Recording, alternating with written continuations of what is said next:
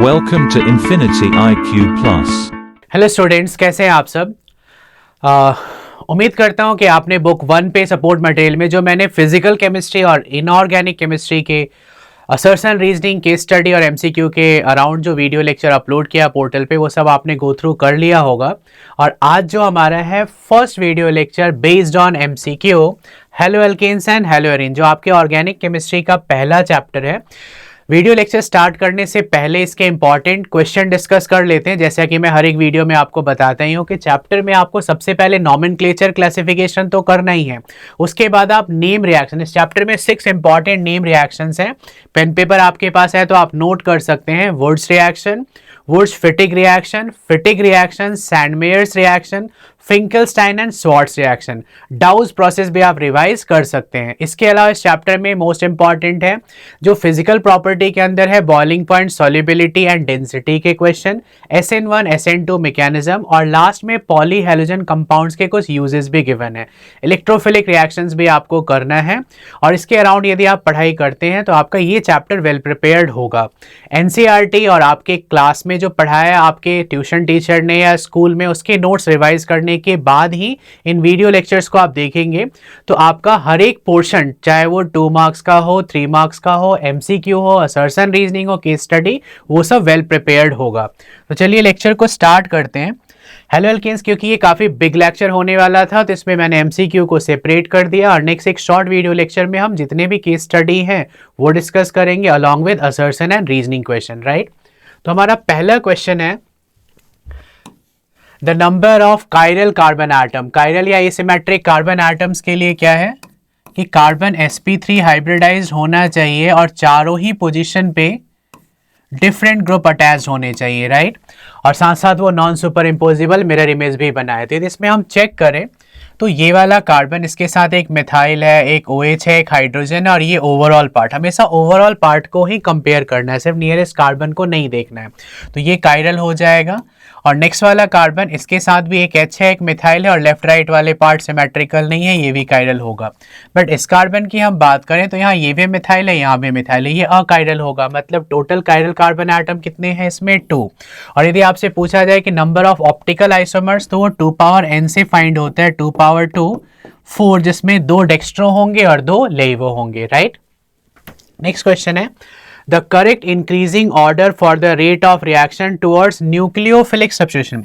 Chapter discussion में हमने discuss किया था कि जो नाइट्रो ग्रुप है वो विड्रॉइंग ग्रुप होते हैं और ऐसे विड्रॉइंग ग्रुप न्यूक्लियोफिलिक सब्स्टिट्यूशन को आसान बनाते हैं। जितने ज़्यादा नाइट्रो ग्रुप आएंगे कंडीशन माइल्ड होता जाएगा, टेम्परेचर डिक्रीज होता जाएगा। और 3 नाइट्रो आ जाए तो NaOH की भी ज़रूरत नहीं है, आप वाटर के साथ वार्म कर दो तब भी पिक्रिक एसिड बन जाता था। तो इसके अकॉर्डिंग देखा जाए तो C सबसे ज़्यादा रिएक्टिव होना चाहिए। और उसके बाद भी यहाँ तो ये डोनेटिंग ग्रुप है, ये है इलेक्ट्रॉन डोनेटिंग ग्रुप, ये तो रिएक्टिविटी को कम करेगा। बट नाइट्रो विड्रॉइंग है और यहाँ 2 विड्रॉइंग है, तो A को सबसे पीछे रखना है, उसके बाद B एंड देन क्या हो जाएगा C। तो ये क्वेश्चन है, ये आपके NCERT बेस्ड ही क्वेश्चन है। NCERT रिवीजन के बाद इन क्वेश्चन को करें तो आप भी जल्दी रिस्पॉन्ड कर पाओगे। थर्ड है which of the following molecule is chiral. अभी मैंने डिस्कस किया कि कायरल वो होगा जिसमें एसिमेट्रिकल कार्बन एटम हो कम से कम एक। यदि आप 2 ब्रोमो ब्यूटेन का स्ट्रक्चर बनाएंगे CH3 CH Br CH2 CH3, तो इसका जो सेकेंड कार्बन एटम है वो कायरल है, क्योंकि सेकेंड कार्बन के साथ एक ब्रोमो ग्रुप है, एक मिथाइल है, एक हाइड्रोजन और एक इथाइल है, तो ये कायरल हो जाएगा। जस्ट फॉर नॉलेज, आप अपने नॉलेज को इंप्रूव करने के लिए बाकी 3 मॉलिक्यूल का स्ट्रक्चर आप ड्रॉ कीजिए और चेक कीजिए कि क्या इसमें कोई ऐसा कार्बन आपको मिल रहा है जिसमें चारों ग्रुप डिफरेंट अटैच्ड हो। तो ऐसा नहीं होगा तो बाकी 3 क्या हो जाएंगे? अकायरल। नेक्स्ट क्वेश्चन पे आते हैं। रिएक्शन ऑफ C6H5CH2Br, ये है benzyl bromide with aqueous NaOH follows. यदि यहाँ मिथाइल ब्रोमाइड होता ना तो मिथाइल ब्रोमाइड लेस बल्की होने के कारण SN2 मैकेनिज्म शो करता, बट यहाँ बेंजाइल C6H5 इसको रेजोनेंस स्टेबलाइज कराएगा। इसमें पहले स्टेप में ही कार्बोकैटायन फॉर्म होगा और फिर न्यूक्लियोफिलिक अटैक होगा। तो ऐसे केस में जो रिटेंशन का केस होता है वो SN1 मैकेनिज्म को फॉलो करता है। इसमें आप SN1 टिक करेंगे, बट ये मिथाइल ब्रोमाइड CH3Br या इथाइल ब्रोमाइड होता तो लेस बल्कि, लेस एस्टेरिक हिंड्रेंस के कारण हम SN2 को टिक करते हैं, राइट। नेक्स्ट क्वेश्चन है द करेक्ट IUPAC नेम। आप एक्सपेक्ट कर सकते हैं कि IUPAC नेमिंग और आइसोमेरिज्म से भी आपके फाइनल एग्जाम में क्वेश्चन आएगा। तो यहाँ Br है, Br को हमने नंबरिंग किया 1 2 3 4। 2 पे ये कौन सा ग्रुप है? मिथाइल। 1 पे क्या है? ब्रोमो। तो अल्फाबेटिक के अकॉर्डिंग देखें तो 1 bromo 2 methyl butane. Next page पे ऑप्शन चेक करते हैं। 1 bromo 2 methyl butane, 1 bromo 2 methyl butane हमारे सी ऑप्शन में है, तो सी को टिक करेंगे। IUPAC नेमिंग में तो पहले से ही आप सबको कमांड है ही, इस पे काफी डिस्कशन पहले भी हमारा हुआ है। नेक्स्ट पे आते हैं, the correct increasing order of boiling point. देखो बॉइलिंग पॉइंट के लिए इस चैप्टर में बेसिकली हमें ध्यान रखना है 2 पॉइंट का। यदि 4-5 मॉलिक्यूल हैं और सब में कार्बन एटम सेम है तो जिसकी मॉलिक्यूलर मास हाइयर होगी उसका बॉइलिंग पॉइंट हाइयर होगा। बट यदि चेन लेंथ और ब्रांचिंग की बात करें तो increase in the number of carbon atom in the hydrocarbon part increases surface area and van der Waals forces, तो बॉइलिंग पॉइंट क्या हो जाएगा? Increase. Whereas branching decreases surface area and van der Waals forces, तो बॉइलिंग पॉइंट क्या हो जाएगा? Decrease. तो यदि उसके अकॉर्डिंग देखें तो हमें सबसे छोटे से बड़े की तरफ जाना है। 1 bromo ethane 2 carbon, 1 bromo propane 3 हो गए, ब्यूटेन में 4, और यहाँ बेंजीन सबसे बड़ा हो गया जनरली, प्लस वो एरोमेटिक 6 कार्बन एटम के साथ है। तो ये जो ट्रेंड जो मैंने बताया कि increase in the number of carbon atom, उसके अकॉर्डिंग डी वाला करेक्ट ऑर्डर है फॉर इंक्रीजिंग बॉइलिंग पॉइंट। ऐसे क्वेश्चन आप एक्सपेक्ट कर सकते हैं। फिजिकल प्रॉपर्टी से सॉल्युबिलिटी का क्वेश्चन, और इसमें डेंसिटी एंड मेल्टिंग पॉइंट वो भी आप जरूर गो थ्रू कीजिएगा NCERT से। Alkyl fluorides are synthesized by, chapter में जो 2 नेम रिएक्शन है हैलोजन एक्सचेंज में, एक है स्वार्ट्स रिएक्शन जो अल्काइल फ्लोराइड बनाने का काम करता है starting from chloro and bromo derivative. वही फिंकलस्टाइन है, फिंकलस्टाइन से हम क्या बनाते हैं, या फिंकलस्टीन बोलिए, alkyl iodide starting from chloride and bromide. तो alkyl fluorides are synthesized by heating an alkyl chloride और bromide in the presence of. तो स्वार्ट्स रिएक्शन में जो रिएजेंट पढ़ाया गया था उसमें AgF भी था, COF2 भी था और Hg2 मर्क्यूरस फ्लोराइड भी था, बट इसमें AgF तो कहीं गिवन नहीं है और बाकी सब रिएजेंट स्वार्ट्स में थे नहीं, तो बी ऑप्शन को हमें टिक करना है। Next 8, Which of the following haloalkanes react with aqueous KOH most easily? कौन सा haloalkane इसमें aqueous KOH से आसानी से रिएक्ट करेगा? देखो 1 ब्रोमोब्यूटेन ये प्राइमरी है, जबकि 2 ब्रोमोब्यूटेन क्या है? सेकेंडरी है। 2 ब्रोमो 2 मिथाइल प्रोपेन ये टर्शरी है और 2 क्लोरोब्यूटेन भी क्या है? सेकेंडरी। और SN2 मैकेनिज्म इसमें फॉलो होता है जनरली जब किसी हेलोएल्केन्स को, यहाँ अरीन्स की बात नहीं कर रहे हैं, एक्वस केओएच से ट्रीट करते हैं और SN2 मैकेनिज्म फॉलो करना है। तो 1 ब्रोमोब्यूटेन क्या है? लेस बल्कि है, स्टेरिक हिंड्रेंस कम होगा, यहाँ SN2 अटैक सबसे आसानी से होगा, तो ए सबसे ज्यादा रिएक्टिव होगा, इसमें इजिली रिएक्ट करेगा। क्वेश्चन नंबर 9 पे आते हैं। टोलुइन क्या है? Methyl benzene reacts with halogen in the presence of FeCl3 giving ortho and para compounds, the reaction is called. ऐसे रिएक्शन जहां पे ऑर्थो पैरा पे इलेक्ट्रोफाइल अटैच होते हैं इन्हें हम इलेक्ट्रोफिलिक सब्स्टिट्यूशन रिएक्शन के नाम से जानते हैं, राइट। तो इसमें ज्यादातर रिएक्शन जब भी इलेक्ट्रोफिलिक पढ़ते हैं तो halogenation, nitration, sulphonation, Friedel-Crafts reaction, और फ्रीडल-क्राफ्ट में भी 2 होते हैं, अल्काइलेशन, असाइलेशन। कैटलिस्ट क्या होता है? Anhydrous Lewis acid. Okay, next question है arrange the following compound in the increasing order of their densities. अब डेंसिटी सब में क्या दिख रहा है? बेंजीन रिंग ही है, तो डेंसिटी इक्वल क्या पढ़ाया गया है? Mass upon volume. अब यदि वॉल्यूम सबकी ऑलमोस्ट सिमिलर है तो डेंसिटी और मास क्या हो जाएंगे? Directly proportional. तो आप यहाँ खुद सोचिए कि मास किस ऑर्डर पे इंक्रीज हो रहा है। सबसे कम मास तो ए का ही होगा, उसके बाद हाइयर बी का, क्योंकि 1 क्लोरीन आ गया 35.5 ऐड हो गया, 2 क्लोरीन आ गए तो 35.5 इंटू 2 बेंजीन में ऐड हो गया। ब्रोमीन की मास है 80, तो मास इंक्रीज ABCD पे ही हो रहा है, तो आंसर भी क्या हो जाएगा? ABCD।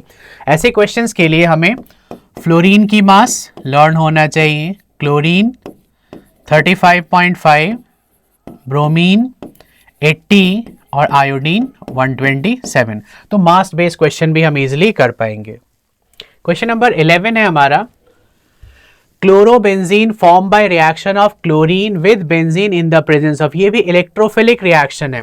इस इलेक्ट्रोफिलिक रिएक्शन में जो AlCl3 है वो Cl2 के साथ खुद क्या बना लेगा, AlCl4, और एक यहाँ ये अटैचमेंट AlCl4 अटैच बनने के बाद Cl जो है ये इलेक्ट्रोफाइल की तरह बिहेव करता है, Cl पॉजिटिव वही ऑर्थो पे अटैच होगा, राइट। जबकि एल्युमिनियम पे चार्ज फिर यहाँ Al एक क्लोरीन यहाँ शिफ्ट हो जाएगा नेगेटिव और Cl पे क्या आ जाएगा, पॉजिटिव।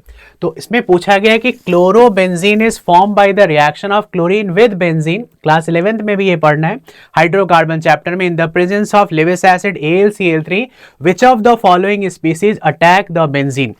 हेलोजिनेशन में हमेशा हेलोजन का अटैक होगा Cl plus Br plus, nitration में NO2 प्लस, सल्फोनेशन में SO3H प्लस, और फ्रीडल क्राफ्ट रिएक्शन में या तो CH3 प्लस होगा या CH3CO पॉजिटिव। एल्काइलेशन और असाइलेशन में अलग अलग होगा, राइट।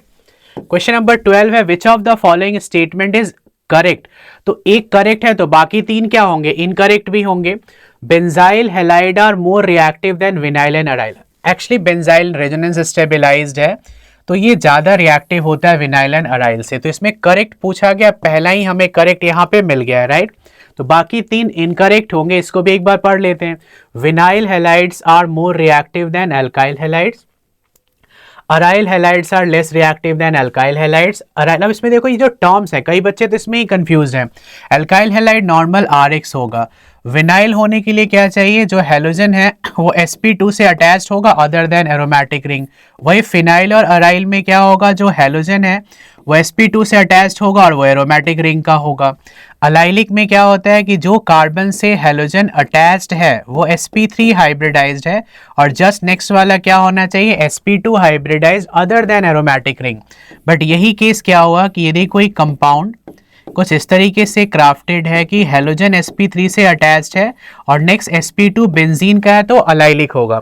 फर्स्ट वाले को मैंने क्या बताया, अल्काइल हैलाइड, राइट। एक बार नोट कर लीजिए आप भी, sp2 से डायरेक्टली अटैच्ड है विनाइल हैलाइड, sp2 से अटैच्ड है और बेंजीन रिंग का है तो अराइल या फिनाइलिक, अराइलिक या फिनाइलिक हैलाइड।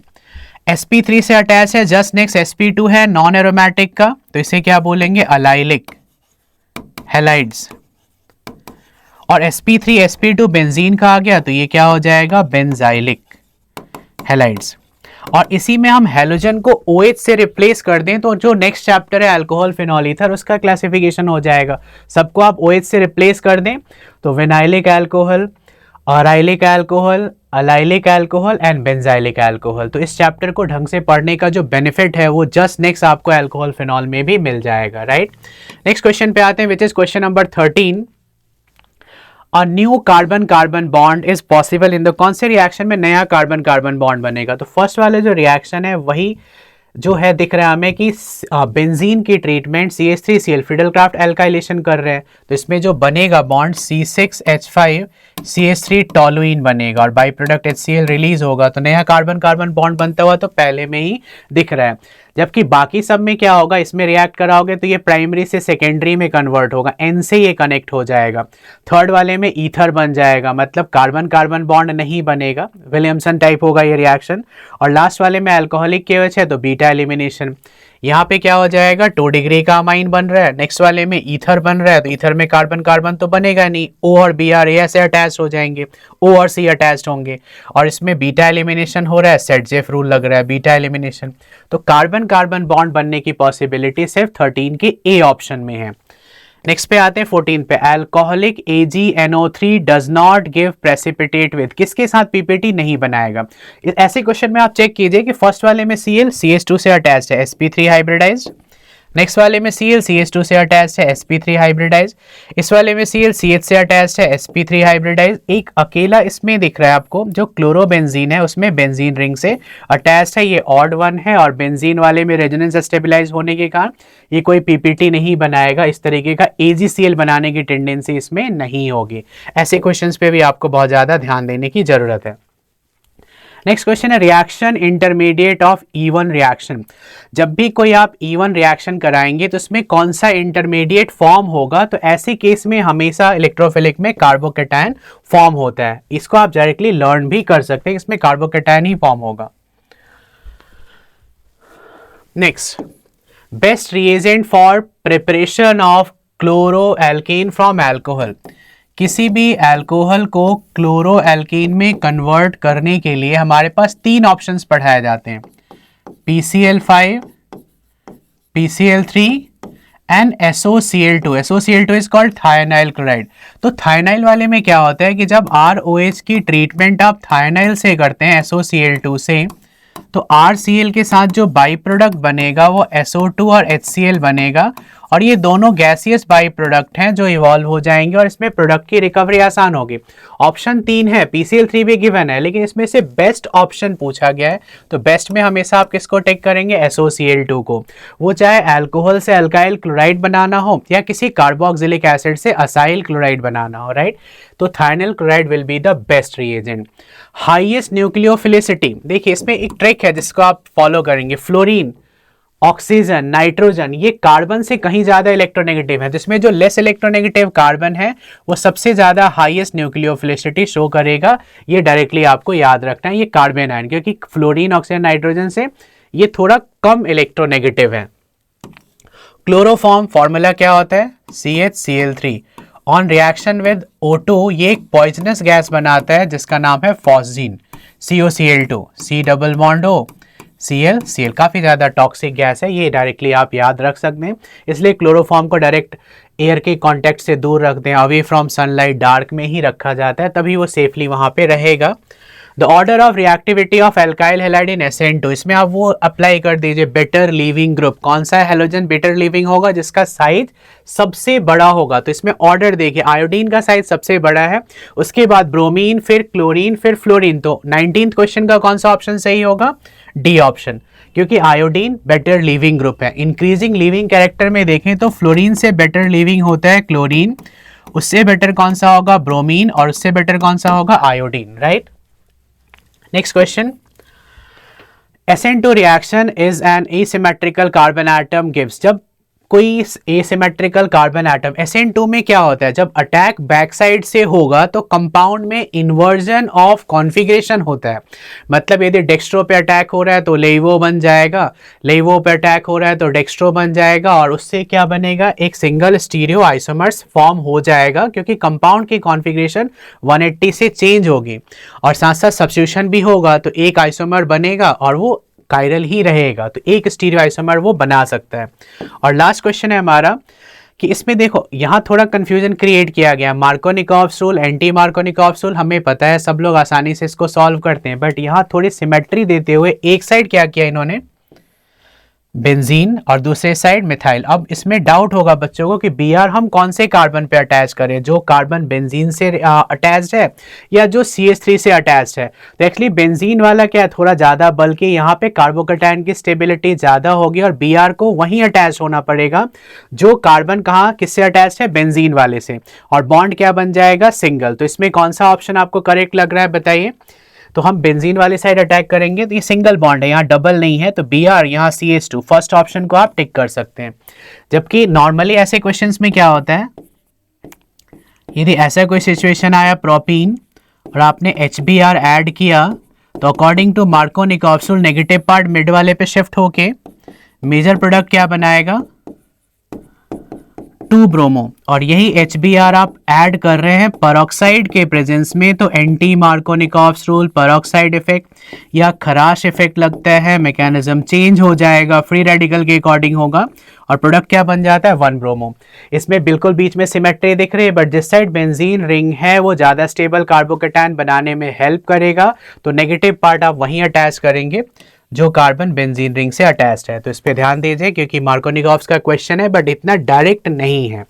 तो ये लेक्चर हम यहीं फिनिश करेंगे, जिसमें हमने सभी इंपॉर्टेंट MCQ को कवर किया।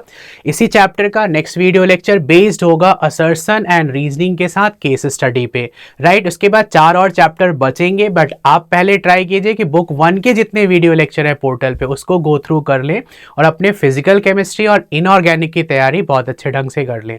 फिर ऑर्गेनिक पे आना, ऑर्गेनिक के चैप्टर कनेक्टेड भी हैं, थोड़ा टाइम टेकिंग भी है, तो पहले फर्स्ट बुक को आप आसानी से फिनिश कर लीजिए, फिर ऑर्गेनिक पे ही ज़्यादा बेटर रहेगा, क्योंकि फर्स्ट बुक की जो वेटेज है बोर्ड एग्जाम में वो 37 मार्क्स की और सेकंड की है 33।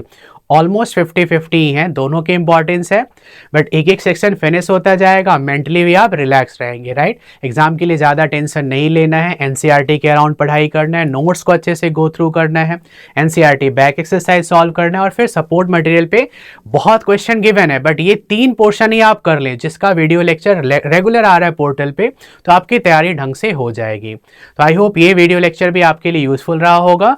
Thanks for watching and all the best for your upcoming examinations. Follow and subscribe us for more.